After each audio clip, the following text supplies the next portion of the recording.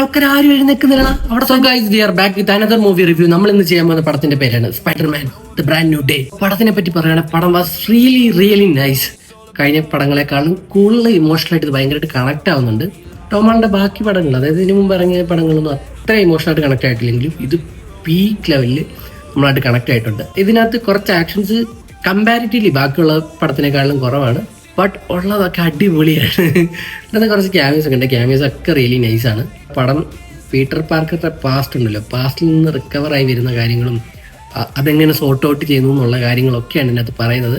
അപ്പോൾ പ്രീക്വൽ, ഇതിന് മുമ്പത്തെ പടം കാണാത്തുണ്ടെങ്കിൽ അത് കണ്ടിട്ട് മാത്രമേ ഈ പടം കാണാൻ പോവുക, അല്ലെങ്കിൽ നിങ്ങൾക്ക് അത്രയും വർക്കൗട്ട് ആവാൻ വഴിയില്ല.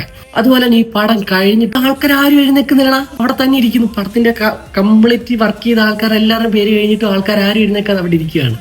എന്തെങ്കിലും കാണുമെന്നുള്ള പ്രതീക്ഷകളൊന്നും തെറ്റിക്കാതെ ഉണ്ടായിരുന്നു. ഒരു നൈസൊരു സീനാണ്. വെയിറ്റ് ചെയ്ത് കഴിഞ്ഞാൽ ചെറിയൊരു ഹാപ്പിനെസ് തരാനുള്ള വകുപ്പുണ്ടായിരിക്കും. എന്തായാലും കാണാൻ പറ്റുന്നവരൊക്കെ ഈ പടം പോയി കാണുക. ഉറപ്പാണ് സ്പൈഡർമാൻ ഇഷ്ടപ്പെടുന്നവർക്ക് ഈ പടം 100% ഇഷ്ടപ്പെടും.